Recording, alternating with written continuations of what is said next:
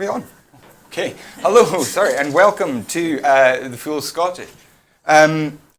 We are joined today by Marion Fellows MP, the new SNP's new Minister for Disabilities, and by Gerry Hassan, the academic.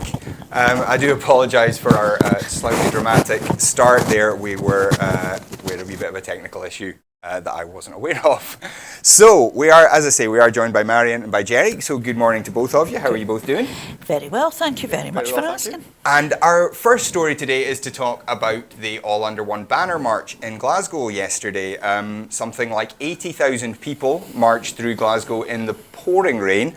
Unfortunately, because of the weather, the rally had to be cancelled. There was fear of high winds basically taking down the stage, and of the rain turning Glasgow green into Glasgow brown.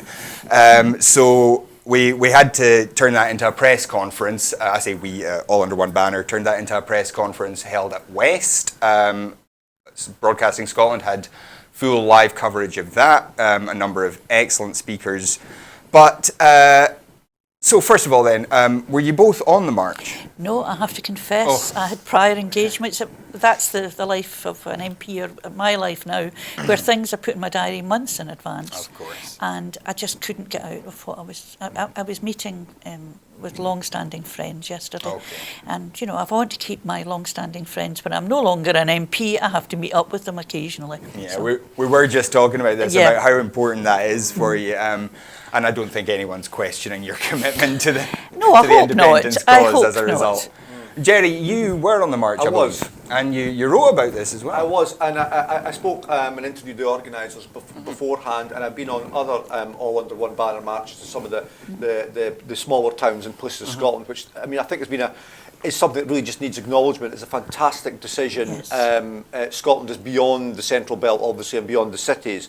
And presence, visibility, saying something about the diversity of Scotland is really, really impressive. I think that, you know, allowing for the fact that this organisation has been set up by a group of people themselves, the learning curves and pains they've gone through, which anybody does, creating something successfully from scratch, there's something fantastic here. And it's actually beyond independence. It's about kind of like the independence of independence in a way.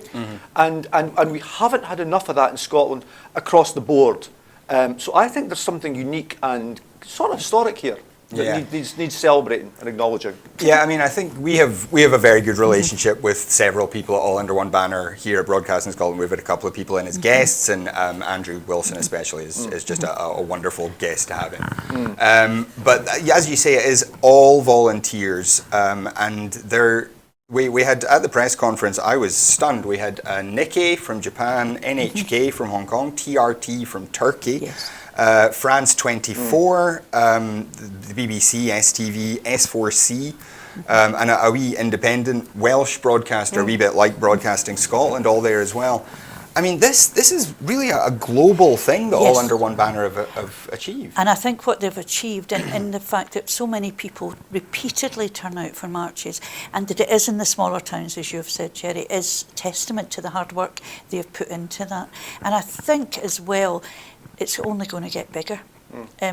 This year, as we're all looking forward to another referendum, as we're all being more focused, lots of different organisations. I mean, in Lanarkshire Forum for Independence, I have a lot of time for them. I meet with them fairly regularly. It's not party political, and I think that's its strength.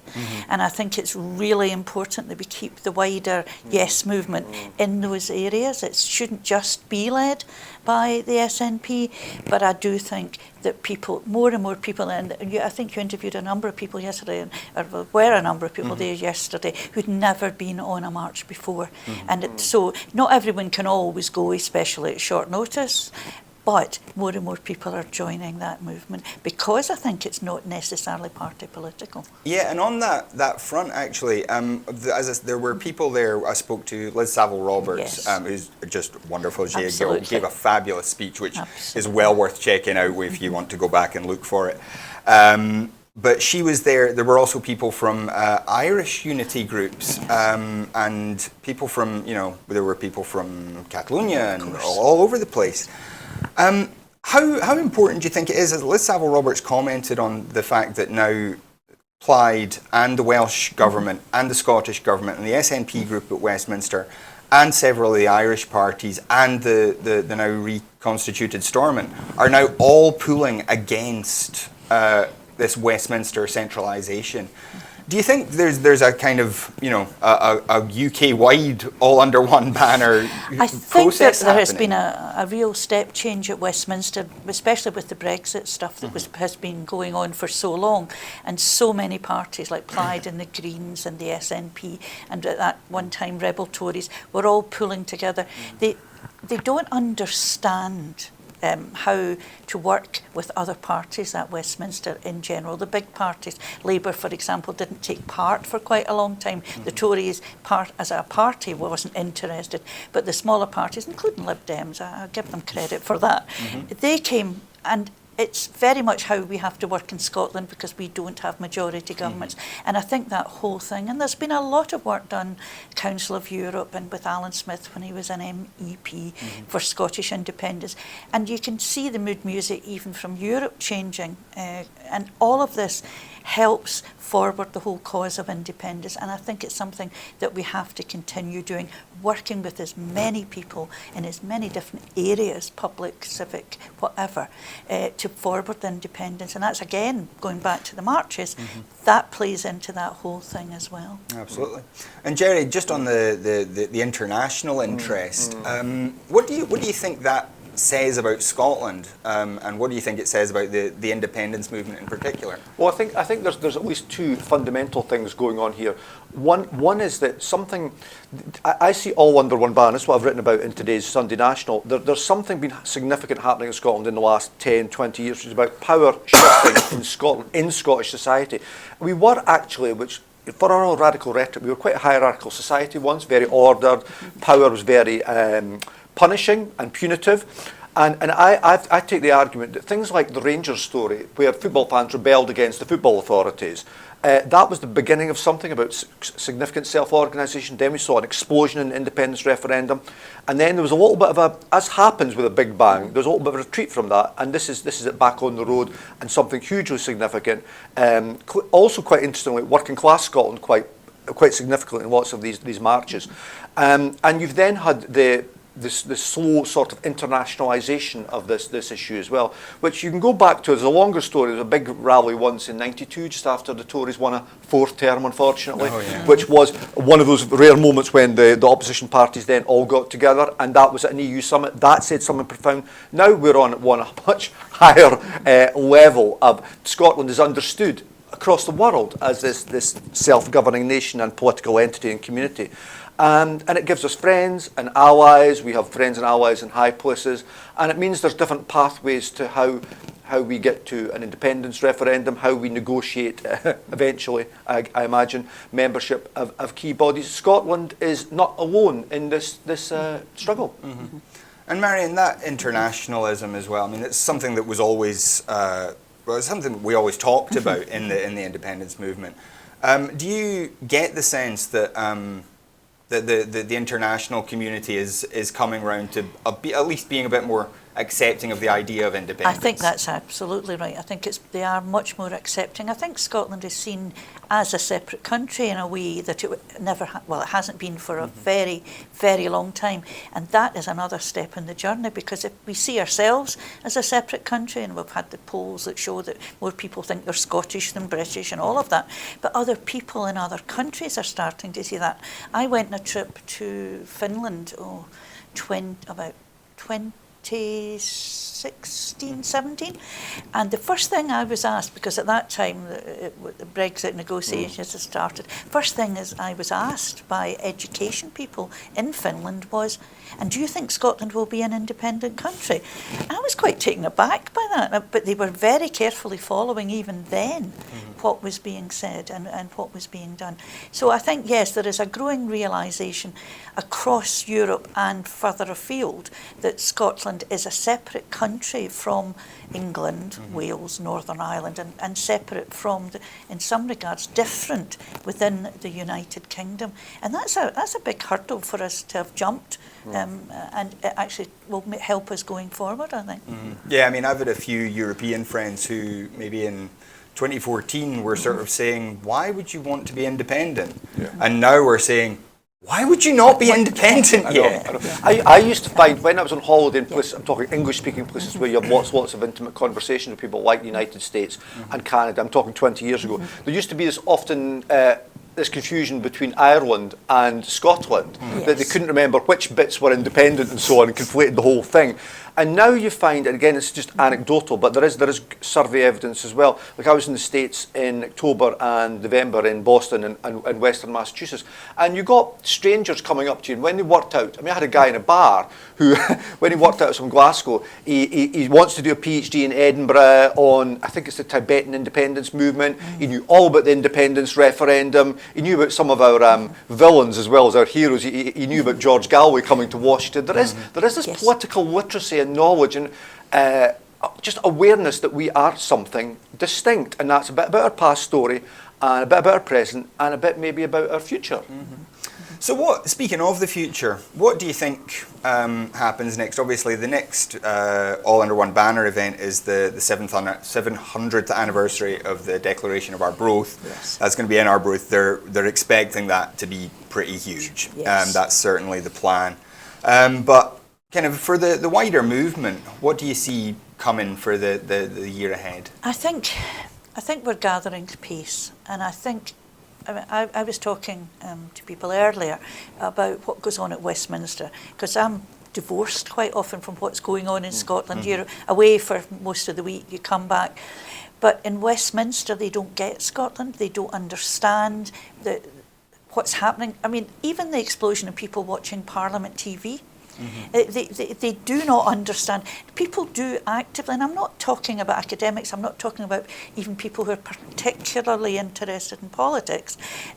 Ordinary folk, I mean, people often speak to me when I'm up the road in Motherwell and Wishaw when I'm home, can I put it that way, and they tell me they've seen me and they didn't like that jacket or this jacket or it's not all deep politics, but they actually don't like the way Scotland is being treated. And again, I think that plays right into the hands of people like me and everyone here who wants to see Scotland stand on its own 2 feet.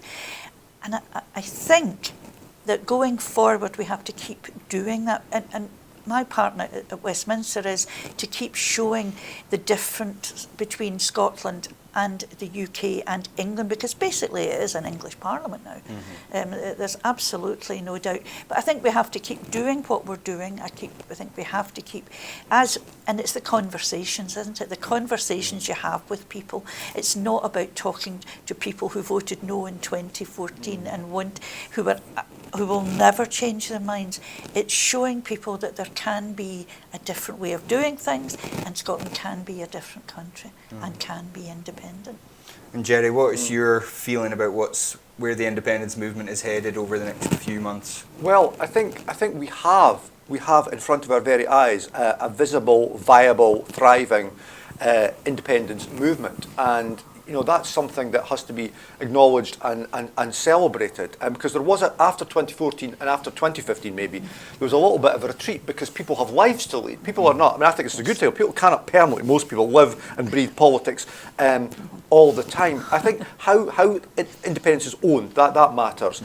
I then think how we think about it and how we think about the Scotland, that needs to be convinced, because some people sometimes think, because independence got from roughly 30% to 45%, it's an easy motoring uphill journey.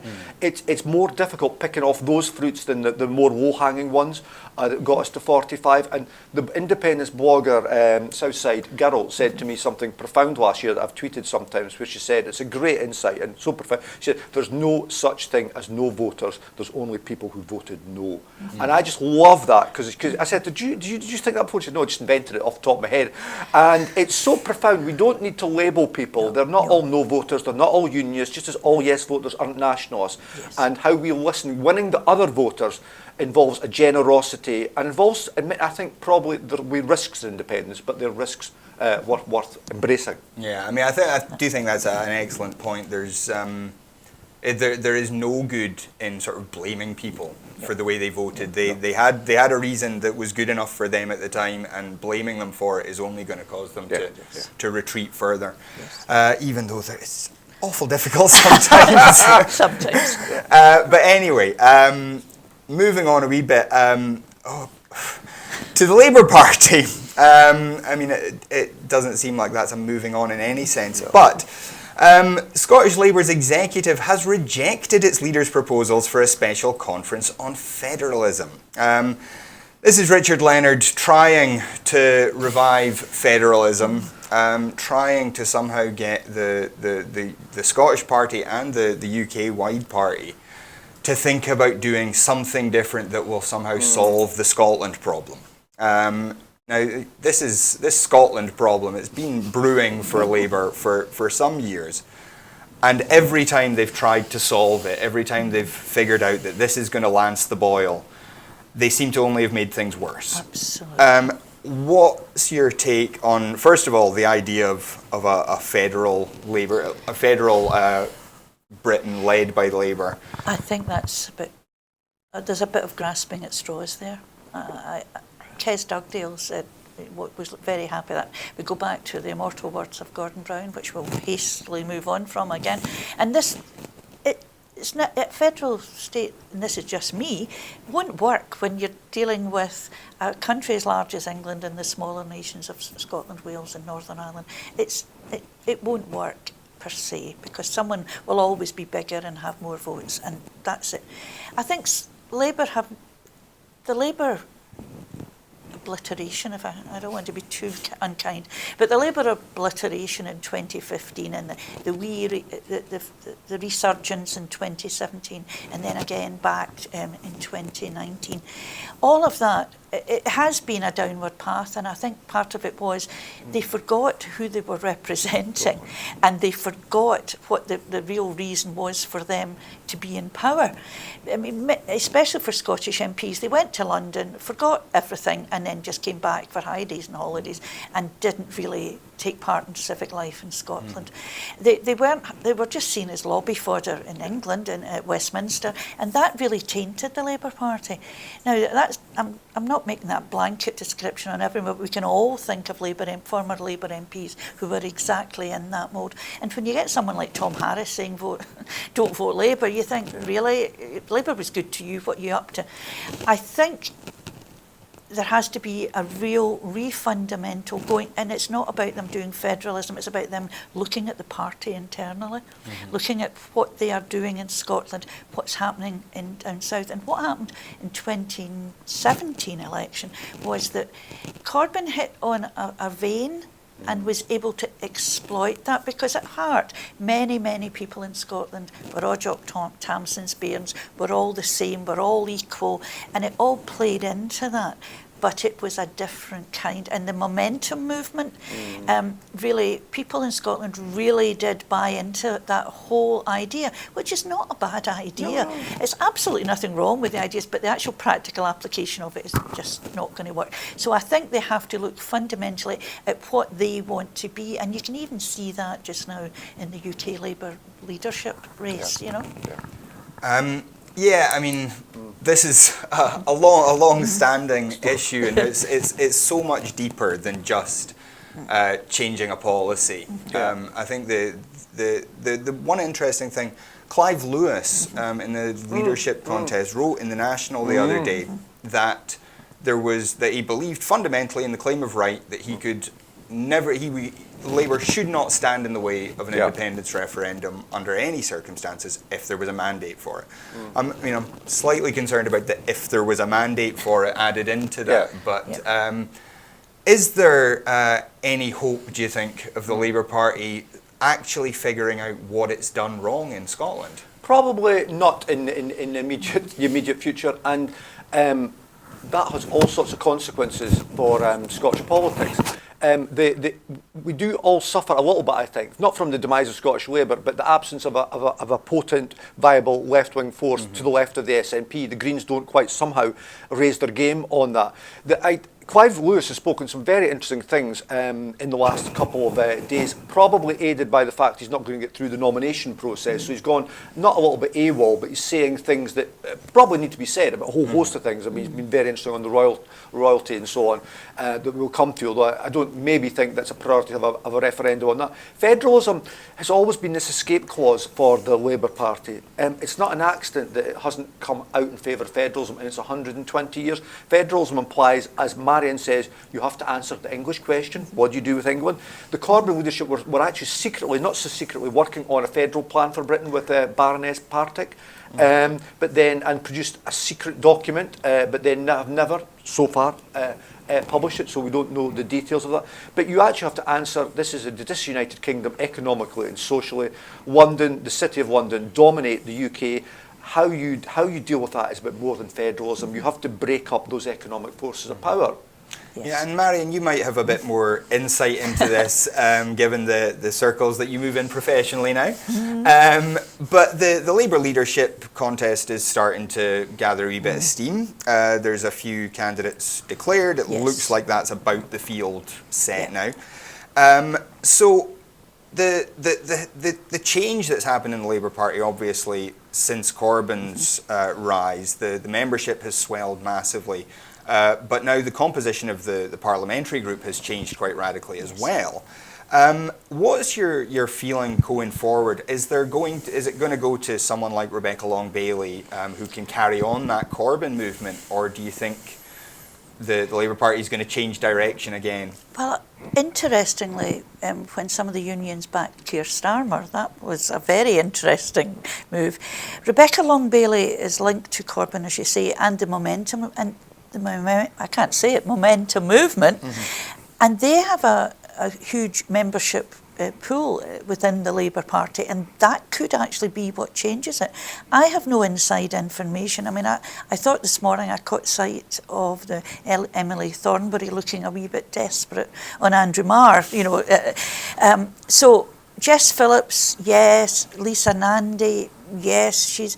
And I think they're possibly not going to do terribly well, because it's going to be between Keir Starmer and Rebecca Long-Bailey, and it's also going to be between those in the Labour movement who vote. And if Momentum, who have the largest part of the membership, if you like, they could outdo Keir Starmer. I don't think there is anyone who can actually fundamentally unite the Labour Party at Westminster or across the country at the moment. I think it's a really, really difficult thing. I mean, the one Labour MP left, Ian Murray, who was advising Jess Phillips on Scotland. Well, you know, that didn't work out too well for either of them. I'm a bit concerned that it will actually, I think it's important there is a Labour Party, a good functioning Labour Party, an official opposition, but I'm very scared that that isn't actually what's going to happen. It's just going to be someone like Rebecca Long-Bailey will become the leader because of the Momentum movement, and the folk on the benches behind her won't be interested, and they will still be going in this internal strife, and that means that there won't be an effective opposition.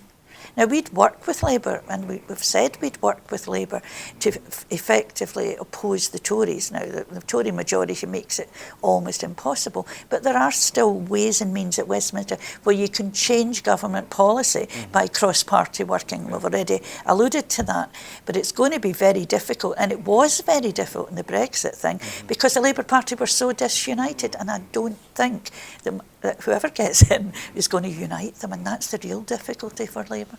Yeah, what's your take on that, Gerry? Do you see any kind of other contenders that may rise up and somehow unite Labour? Well, Marion's mentioned all four. They've got the 22 nominations of the Labour MPs and MEPs to get to the next threshold. It looks like people like Clive Lewis and Emily Thornberry, as you said, Marion, I saw that Andrew Marr interview as well. She seemed like she was struggling. She's struggling a bit in terms of her campaign. Rebecca Long-Bailey, the biggest issue in the media today seems to be she's kind of one of these ridiculous ones, where there's a hyphen between Long and Bailey, which, you know, I mean, who cares, you know, obviously. But I think whether it's Keir Starmer or it's Rebecca Long-Bailey, the party faces fundamentals. It's 3.75 million votes it lost to the Tories by. It looks like, I mean, politics are not normal, obviously, and allow for upsets, but in allowing for a wee bit of normality, it looks like the Tories might be in for 10 years. One, of course, is Scotland's not going to put up with that. Clearly, we'll be having a say before that.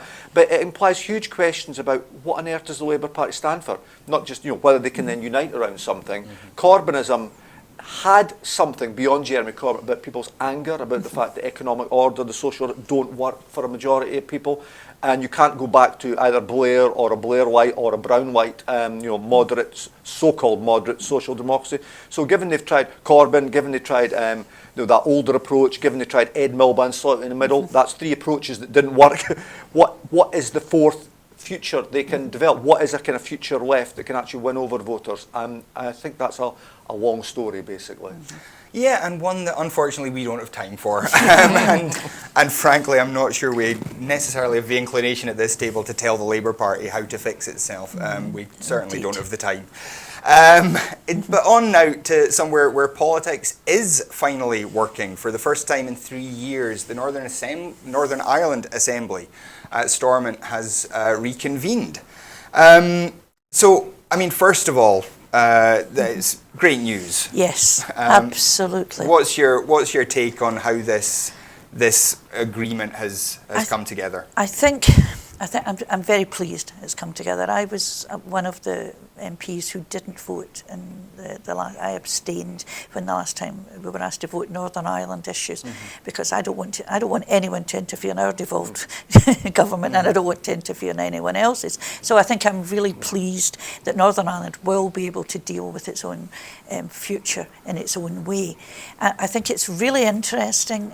Even at Westminster, we've got SDLP now back again. I think it's really interesting the dynamics in Northern Ireland, in the fact that the DUP or the unionist parties aren't in the dominant position that they have been. I think it really does mean that parties are, if people are absolutely serious, people and parties are absolutely serious about moving Northern Ireland forward, then they have to work together. And I think there's a very good chance that they will, because this has come about not just suddenly overnight. This has been going on for months, trying to get people to talk to one another.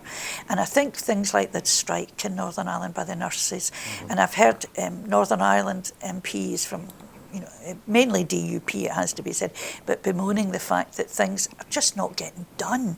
And I think it really would be seen very badly by the people in Northern Ireland. That's who matter in all of this. It's that they have the government to move things forward, and they're not being administered by civil servants from the UK. So I think it's got a good chance of moving forward, and I'm really hoping that it succeeds at all levels. But people are people, and I can't see the future any more than anyone else. But I think there is a real imperative for those who are involved in this to call canny and to make it work. Yeah.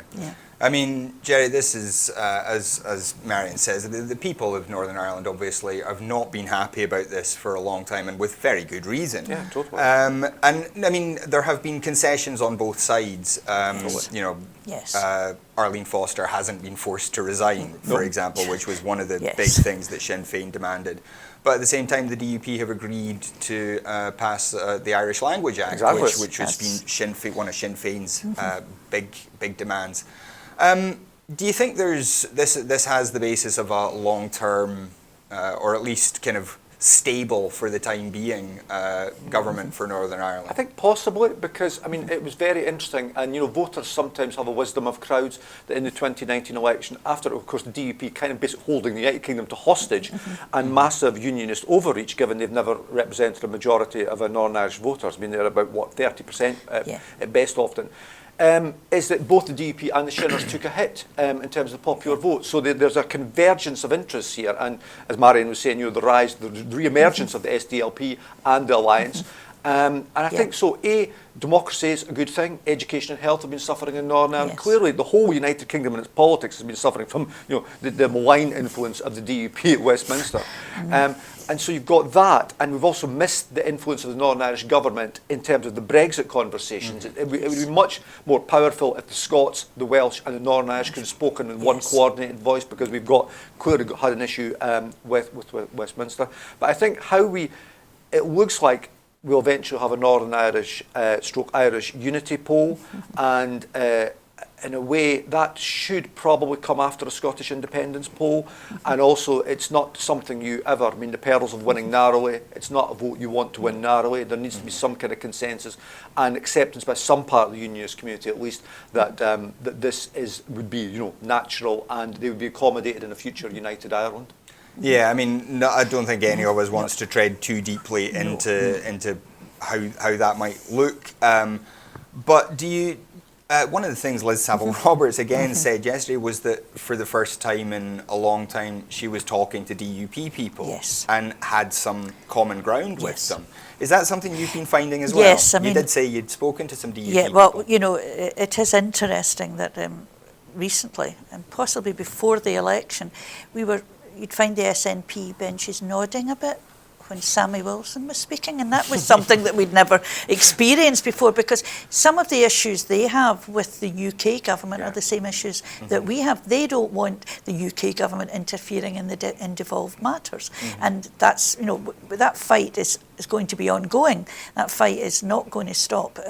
It's another step, I think, towards independence, what the UK government is doing and taking devolved issues into their own hands, and it's a power gram and all of that.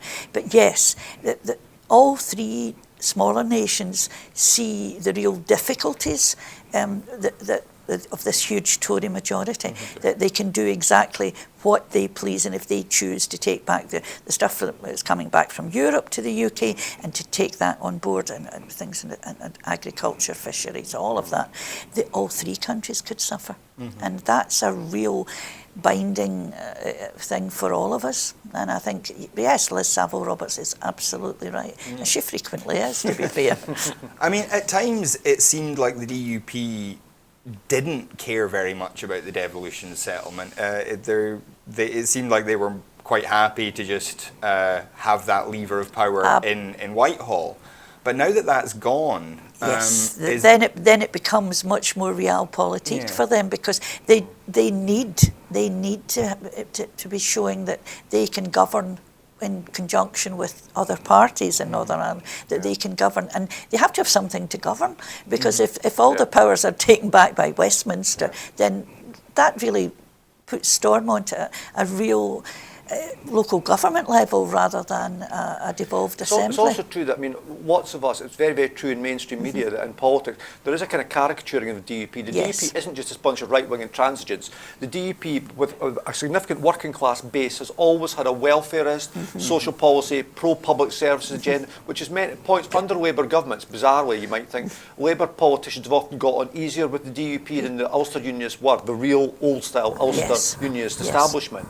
And that wing of the party has been kind of forgotten by the DUP, and they'd better be careful there. Yeah, I mean, the DUP, as you say, is more of a populist right than a kind of liberal economic right. I mean, if you listen to what they're saying and what they have been saying individually in debates in Parliament, I mean, the infamous, not infamous, Jim Shannon, who intervenes in every debate in Parliament, and is a well-liked figure across Parliament. Jim is more interested in fighting for his constituents, for health issues, for all the kinds of work, and has worked, and as have many of them, worked cross-party to try and improve the lives of the people that they represent. So, yes, DUP is one thing, but a lot of the MPs in the DUP, not all of them, but a lot of them really are interested in civil issues, civic issues that affect their constituents, no matter which side of the nationalist argument they are on. Well, I mean, we will obviously keep an eye on that one. It's after 3 years. I think we just have to be grateful that finally there's some sort of normalcy returning anywhere in the UK right now. It's nice to see something that's finally working anywhere. So that's good. Somewhere where government has consistently not been working well is Malta, and today what do you call it? The scandal prone Prime Minister Keith Schembri has stepped down to be replaced by another member of his own Labour Party, Robert Abela. This comes in the wake of the investigation into the murder of journalist Daphne Caruana Galizia, who was murdered by a car bomb, apparently it was Keith Muscat, the Prime Minister, not Keith Schembri. Keith Schembri was another one of his circle. Excuse me, I'm very sorry about that. But yeah, this case in Malta has been going on for over 2 years now. The investigation has been marred by corruption. People from the EU have said that Muscat had to step down. They've said that the country is institutionally corrupt. What's your feeling? Do you think this having a new Prime Minister is going to make a big difference? I don't think it will. In short, I mean, I have followed Maltese politics to a small extent, and from the time Malta became independent, I think it was 1964. Yeah. I think I'm right in saying that the Maltese Labour Party have governed Malta nearly for the entire period. And so when I remember first understanding Malta, the Maltese Labour Party then were controlled by organised labour, and particularly by the monopoly of the Dockland trade unions that involved in all sorts of kind of like things that we know in films like The Irishman about American the malign side of American trade unionism. And that's then now morphed in the terrible world of international dark side of capitalism. We're now into mafia politics and the influence of all sorts of dark money. So really, as a small sovereign country in the EU, those are the issues the Maltese Labour Party have got to face. And I guess as well, like through all democracies, it's happened in Sweden, it's happened in Pakistan, you eventually have to lose power if you're not to be completely corrupted. You cannot remain in power in perpetuity and renew yourself and understand the difference between the state and party.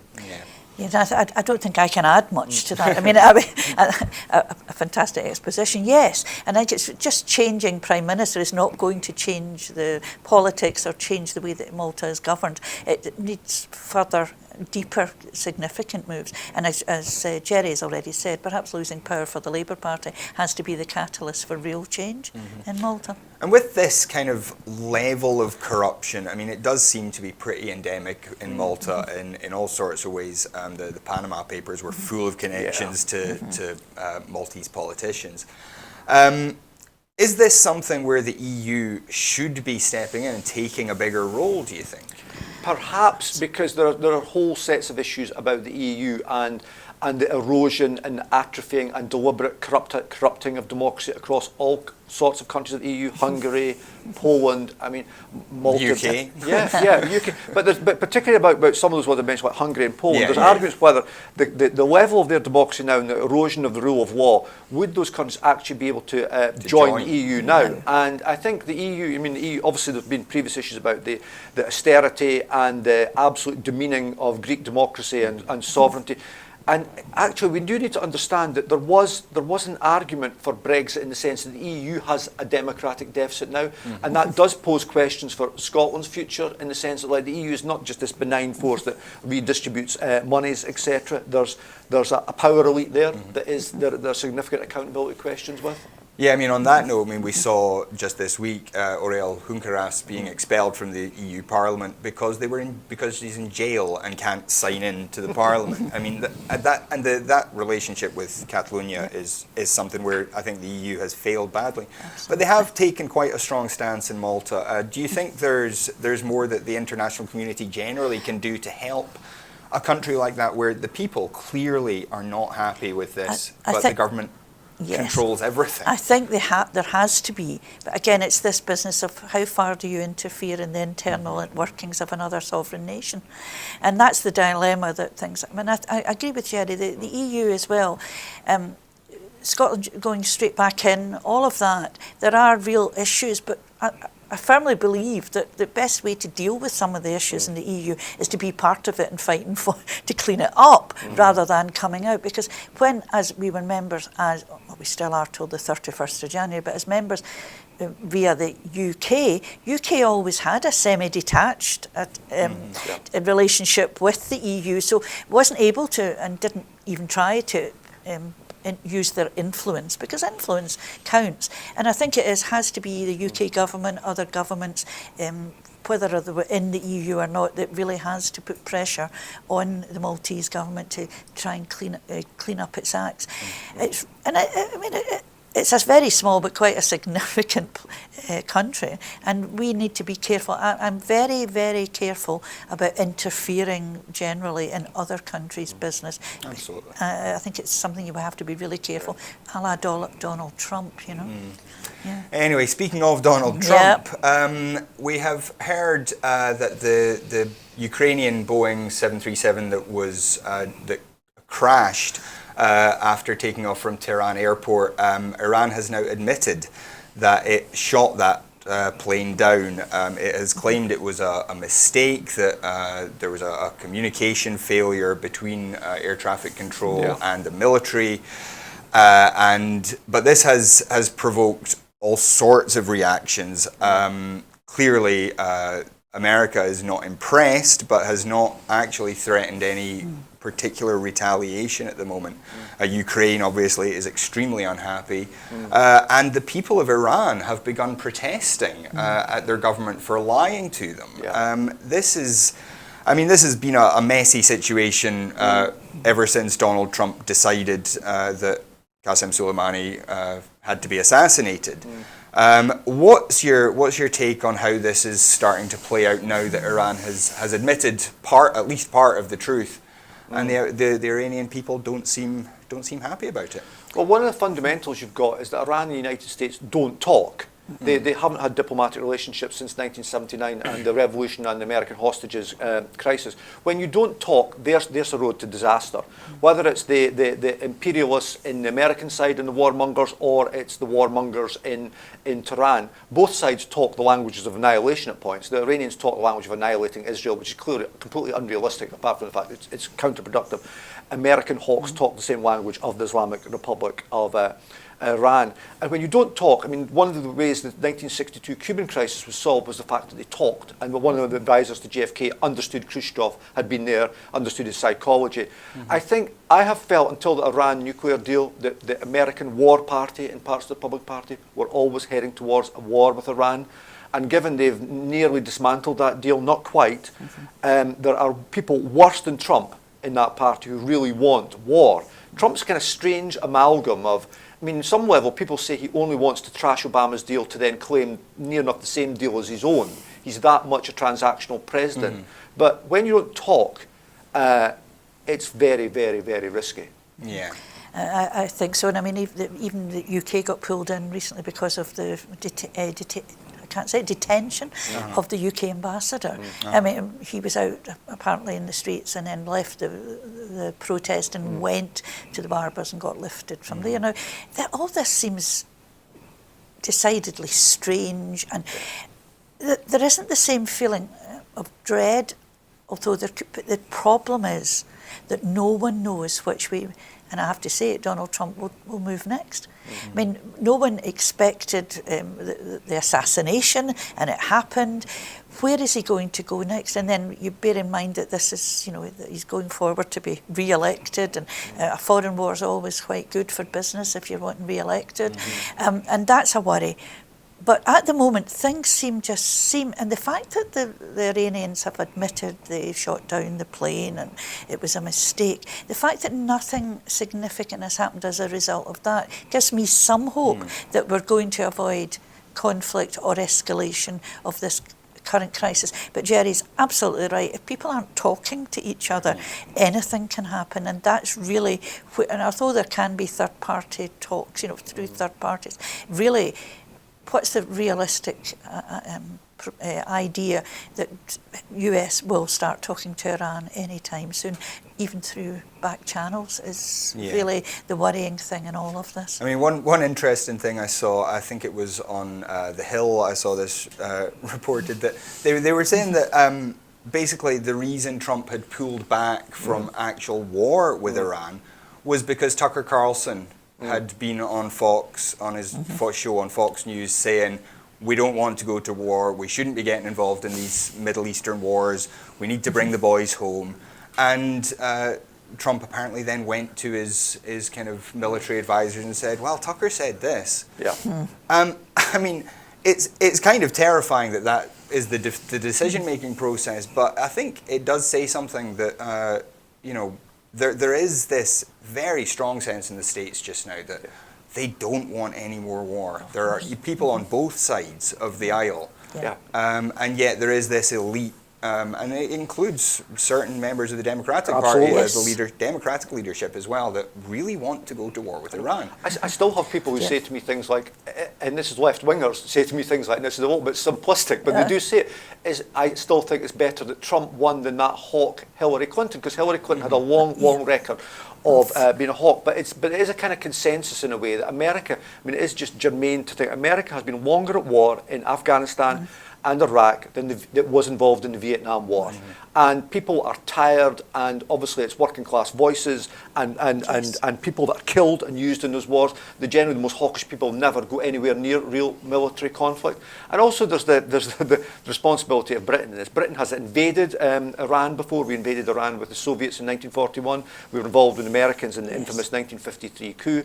And it's not for any accident we're known as the little Satan here, as a little ally of America, and it really makes you think, who has an honest voice as a broker here that can speak to the Iranians? The Iranians are an ancient, proud people and a regional superpower, and their interests need to be acknowledged like everyone's does in that region. Yeah, I mean, it's obviously peace in the Middle East is a long and very complex process, but it does at least seem that for now, we may not be going to war, so that's, I think, something we have to be grateful for. Yes. Meanwhile, back at home, our dearest Prince Harry and his beautiful Princess Meghan have faced a significant amount of grief this week as they've sought to move themselves out of the limelight. They've talked about moving to Canada, talked about having a life just outside the spotlight, outside the glare of tabloid attention in this country.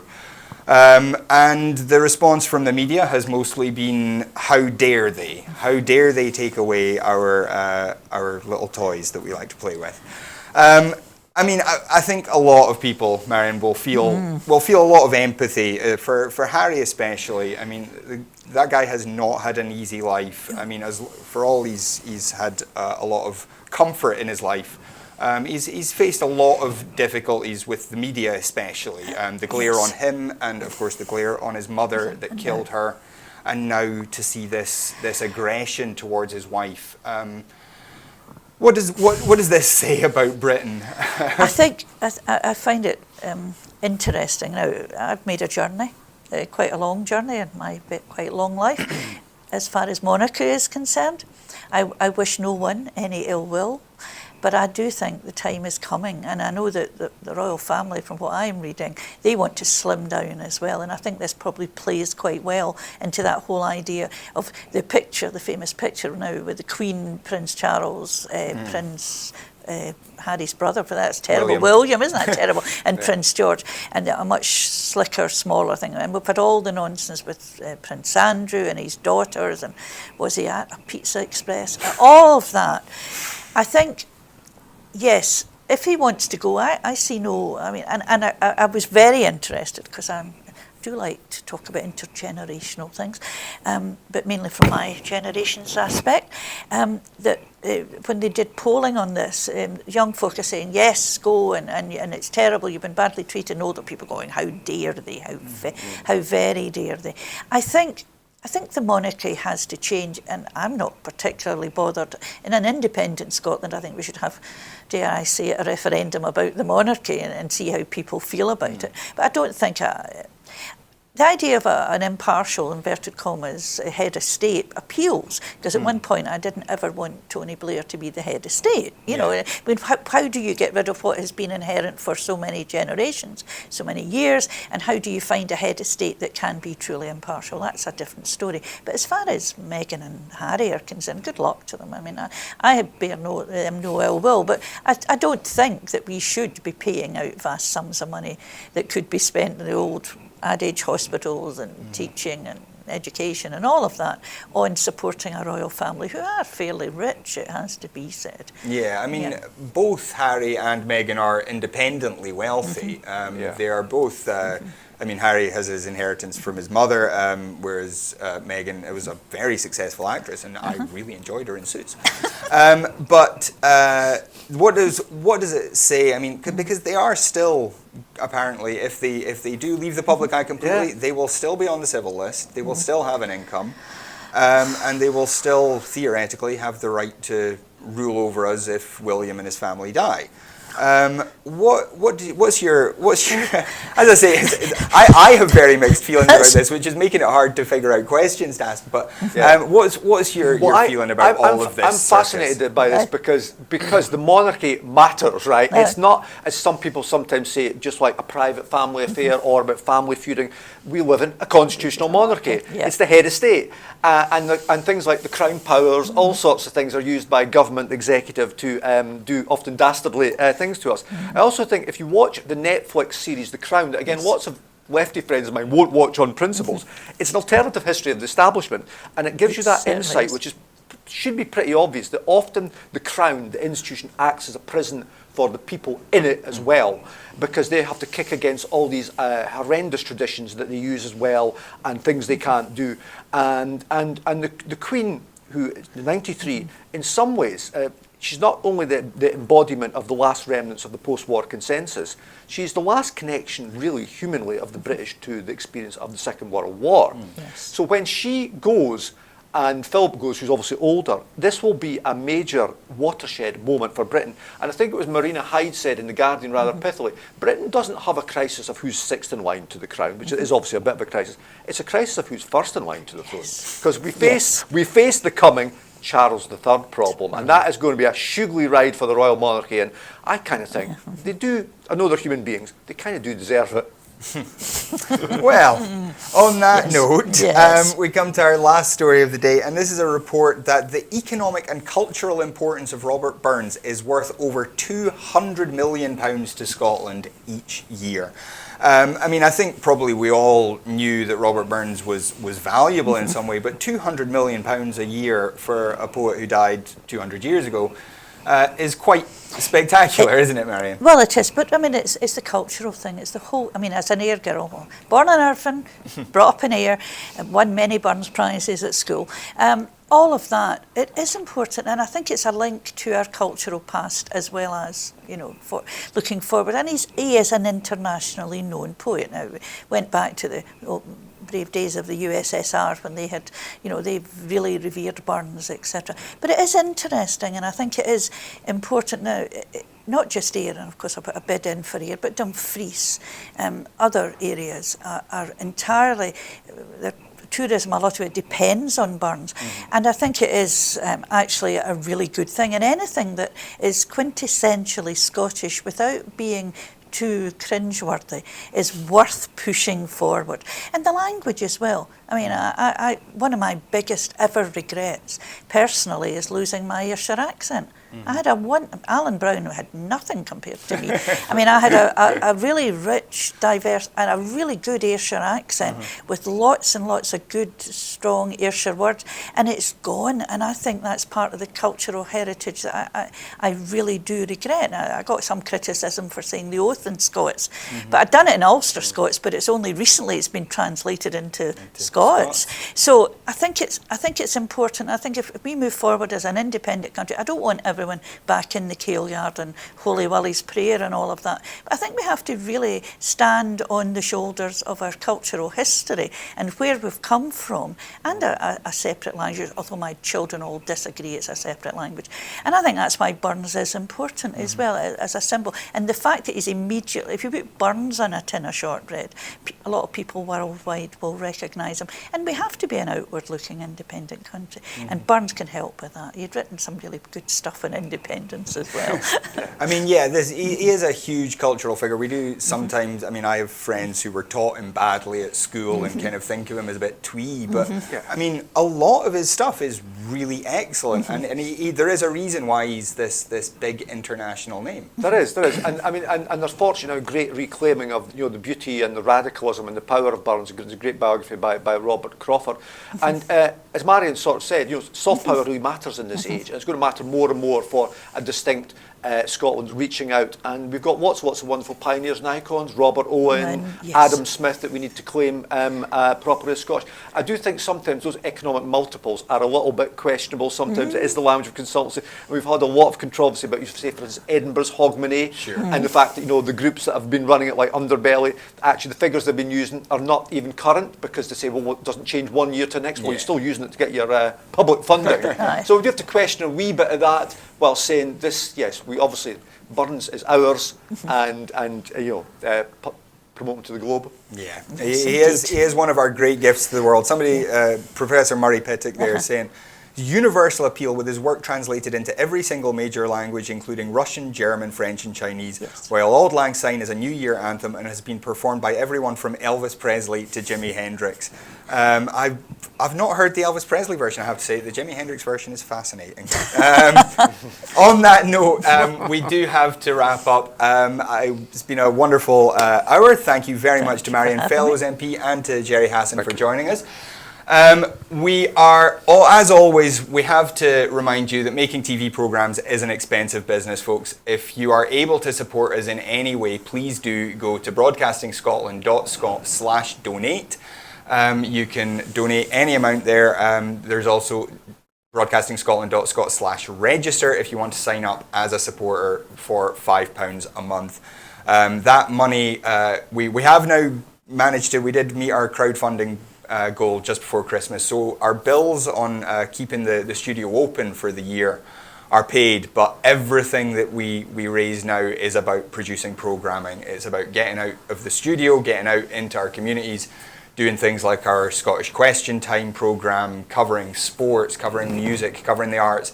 These are all things that an independent TV station should be doing and that Broadcasting Scotland wants to do.